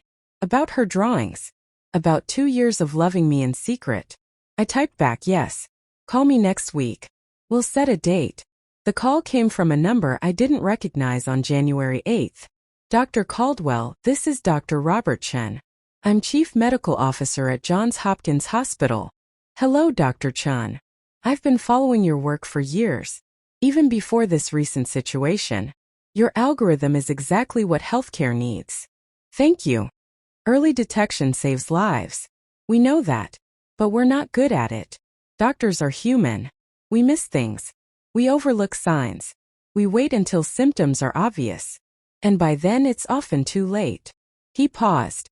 Your algorithm detects patterns before symptoms appear. Before standard diagnostic protocols would catch anything. It's revolutionary. And we want to be part of it. What kind of partnership are you proposing? $85 million over 4 years. Clinical trials. FDA approval pipeline. Full implementation across our network. 21 hospitals. 260 clinics. James whistled softly on the video call. If the trials succeed, Dr. Chun continued, we'll expand to our international partners. We're talking about millions of patients. Millions of lives potentially saved. I looked at Robert's photo on my phone's lock screen. Forever smiling. This is what you believed I could do, I thought. This is why all of it mattered.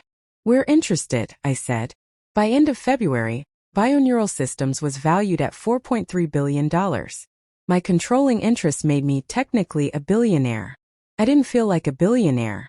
I felt tired and sad and relieved and guilty. I felt everything and nothing at once. But the technology would save lives. That was what mattered. Bioneural Systems hired 65 researchers by March. Michael Torres was among the first. His thank you email arrived the day he started. Dr. Caldwell, first day at Bioneural Systems. James gave me the tour. State-of-the-art lab. Incredible team. Real resources to do real work. Elena had the baby last week. A girl. We named her Margaret. Thank you for giving me a second chance. Thank you for caring about more than just your own story. I'll work every day to prove you made the right choice. Michael Torres, Senior Researcher, Bioneural Systems. I printed that email. Put it in a frame on my desk. In March, I gave the keynote at the Women in Technology Conference in Boston. 3,000 people filled the convention center. The topic, Age and Innovation. Why experience matters in STEM. I talked about 34 years at TechMed. About being dismissed because I was older, female, supposedly obsolete. About fighting back. About the cost of truth. About justice that hurts everyone, including the person seeking it. When I finished, they stood. 3,000 people applauding. Some crying. The messages came after. You gave me courage to fight for my patent. I'm 68. They told me I'm too old. Your story proved them wrong. Thank you for showing that women in STEM don't expire at 50. I'm 59 and was about to give up. Not anymore. David and I met for coffee in April. Small cafe in Madison. Neutral ground. We talked for 3 hours. It wasn't warm. It wasn't easy. But it was honest. I've started therapy, he said. Twice a week. Working through everything. How's that going? Hard.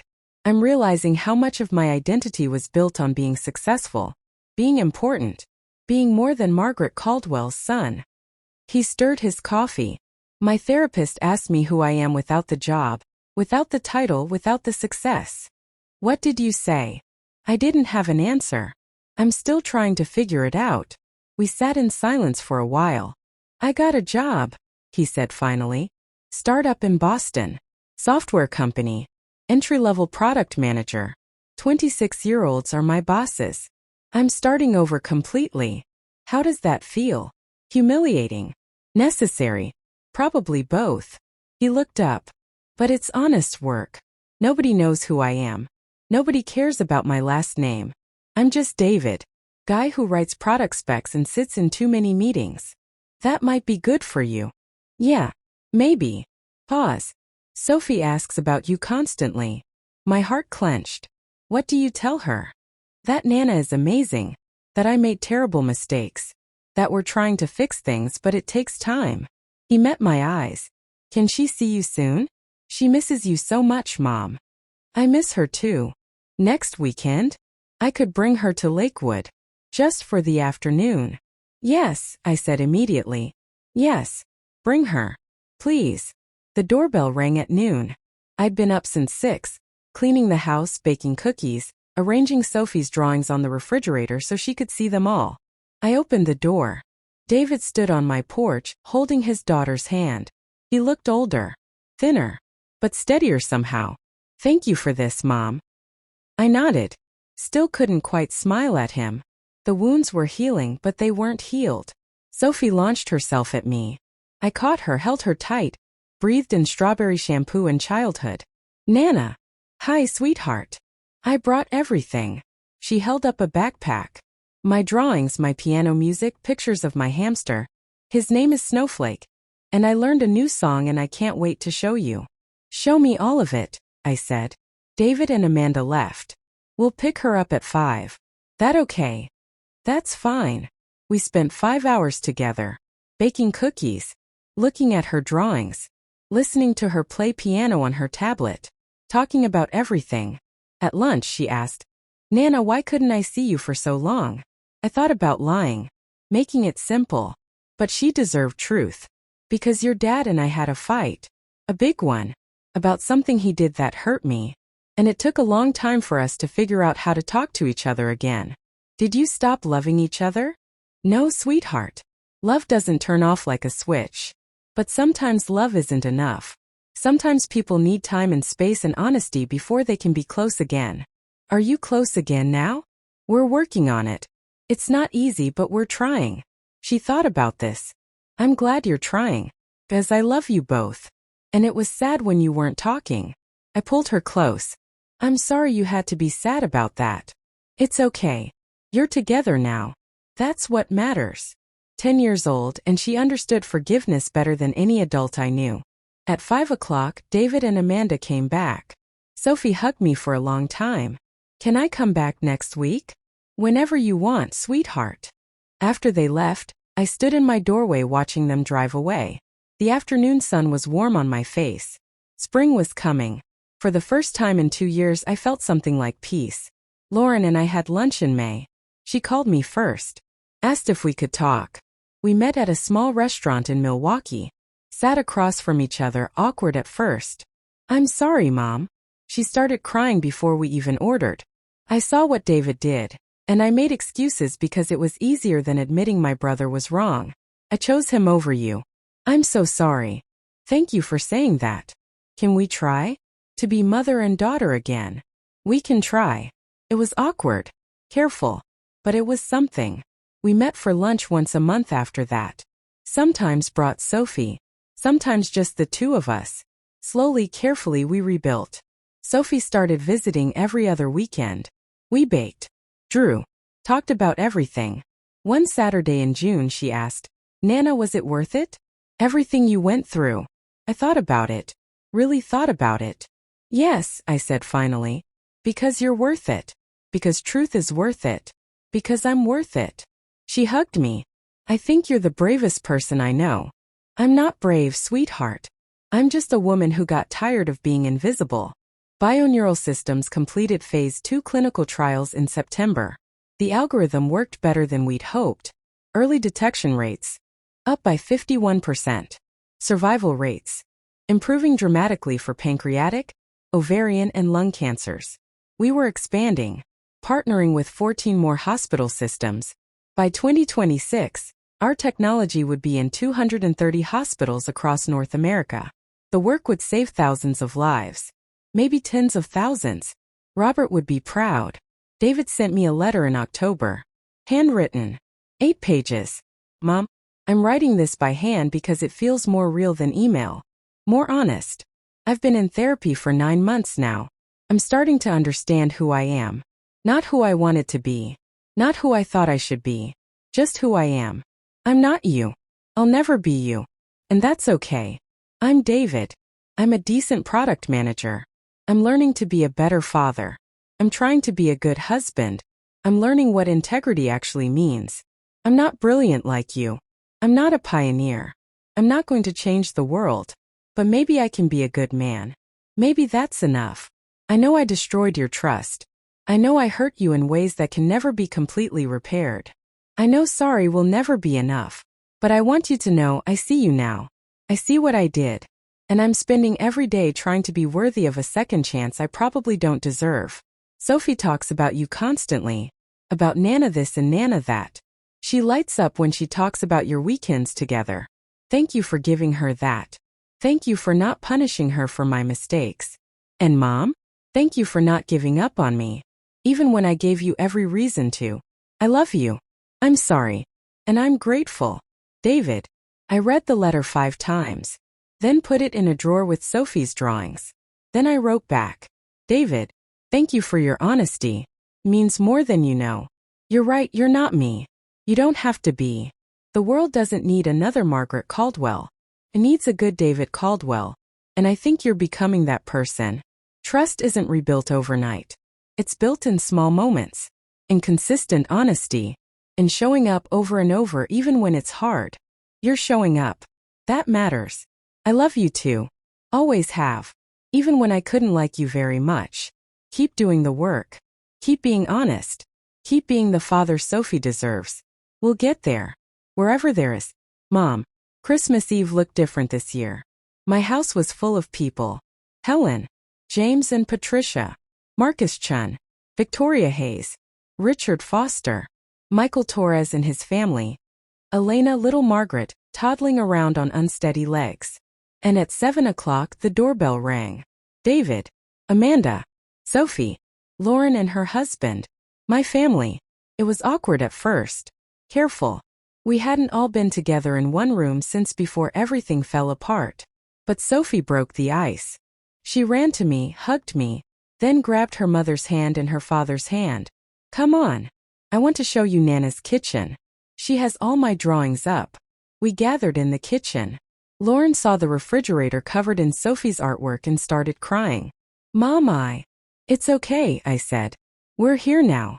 That's what matters. David stood back, quiet, watching. I walked over to him. Thank you for coming. Thank you for inviting us.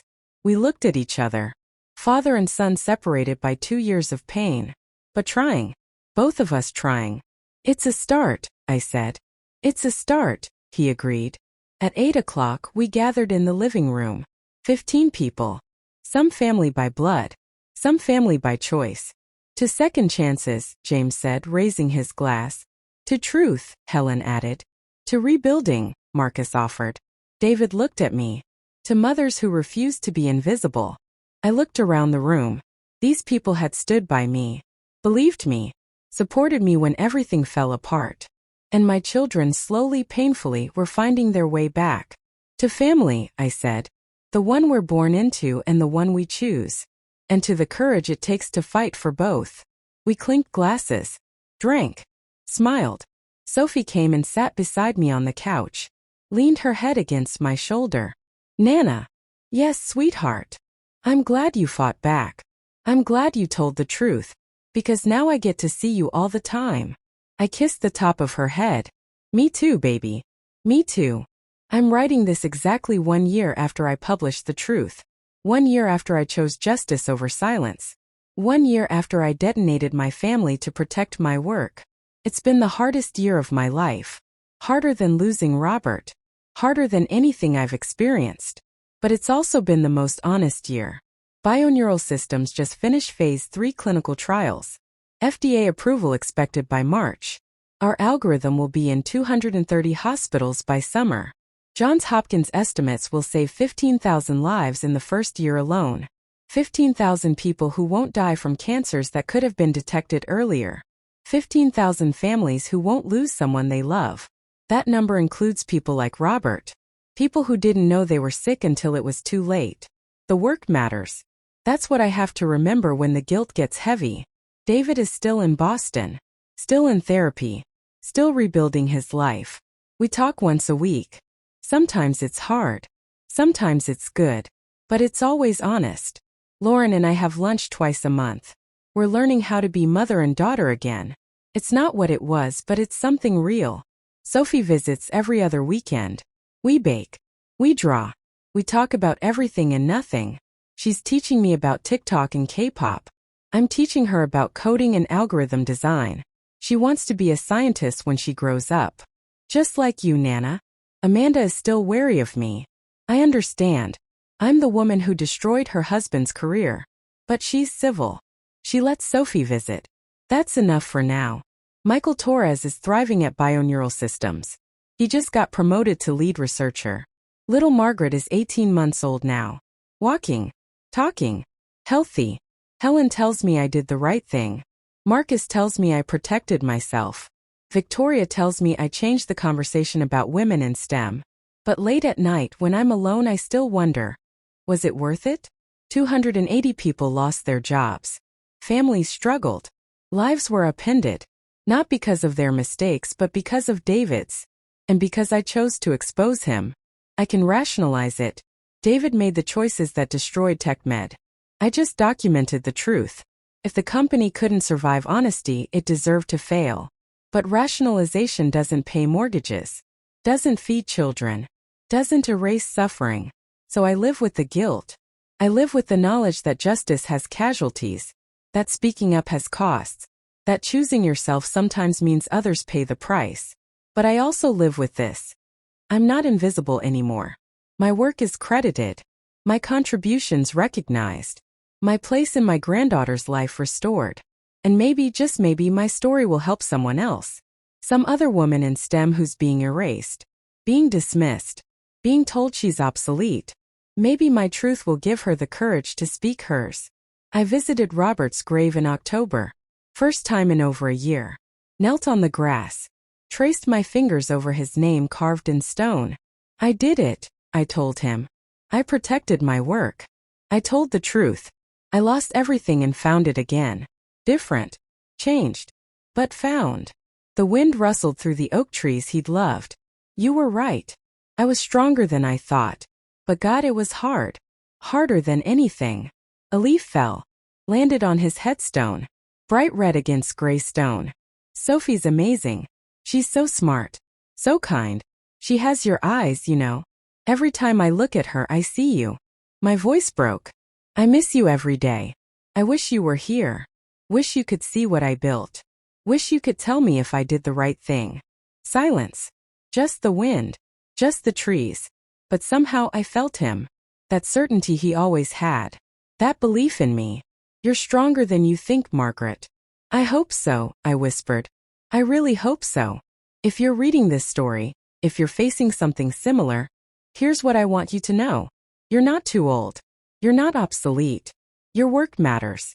Your voice matters. You matter. Don't let anyone make you forget that. Document everything. Protect yourself legally. Speak up even when it's hard. Even when it costs everything. Even when the people you love become the people you have to fight. Truth has casualties. But silence has more. Choose truth. Choose yourself. Choose courage. And know this, you're not alone. When I was sitting in my kitchen at midnight on Christmas, watching my family implode, watching my phone light up with hate and support and everything in between, I felt completely alone. But I wasn't. Thousands of women were watching. Women who'd been erased. Women who'd been dismissed. Women who'd had their work stolen and their voices silenced. They saw me fight back. And some of them found their own courage. That's what makes it worth it. Not the money. Not the recognition. Not even the reconciliation with my children. It's the message. You don't have to accept invisibility. You don't have to stay silent. You don't have to let them erase you. Fight back. Document everything. Tell your truth. And whatever happens after, you'll survive it. You'll live with it. And maybe, just maybe, you'll inspire someone else to do the same. Sophie stayed over Christmas Eve. First time ever. David and Amanda were in Boston with Amanda's parents, but they let Sophie stay with me. We made cookies. Watched old movies. Talked about everything. At midnight, we stood by the window watching snow fall. Nana. Yes, sweetheart. I'm glad you're my Nana. I'm glad you fought for yourself. Because if you hadn't, I wouldn't get to be here with you right now. I pulled her close. I'm glad too, baby. Do you think things happen for a reason? I don't know. Maybe. Or maybe we just make meaning out of what happens. What meaning did you make? I thought about it. About 2 years of pain. About justice and consequences. About truth and casualties. About being erased and fighting back and losing everything and finding it again. I made this, I said, holding her tighter. You and me. Right here. Right now. This moment. This is what I made from all that pain. I like that meaning. Me too, sweetheart. Me too. We stood there together watching the snow, and for the first time in 2 years I felt completely at peace. The truth had cost me everything, but it had also given me back myself. And in the end that was worth it. Not because it didn't hurt. Not because there weren't casualties. Not because everything worked out perfectly. But because I was no longer invisible. And that was everything. I'm 63 years old now. CEO of Bioneural Systems. Grandmother to Sophie. Mother to David and Lauren. Relationships rebuilt slowly, painfully, honestly. My algorithm is saving lives. 15,000 in the first year. Projected 40,000 by year 3. That's 40,000 Roberts who won't die too soon. 40,000 families who won't lose someone they love before their time. That's what makes it worth it. Not the vindication. Not the money. Not even the reconciliation. It's the lives saved. The work that matters. The legacy that will outlast me. Robert believed I could do this. He believed I was stronger than I thought. He was right. And if you're facing something similar, if someone is trying to erase you, steal from you, make you invisible, I want you to know you're strong enough too. It won't be easy. It will hurt. There will be casualties. You will lose people. You will question everything. But you will survive. You will rebuild. And you will matter. Don't let them make you invisible. Fight back. Tell your truth. And know that somewhere, a 63-year-old woman in Wisconsin is cheering you on. You've got this. Promise.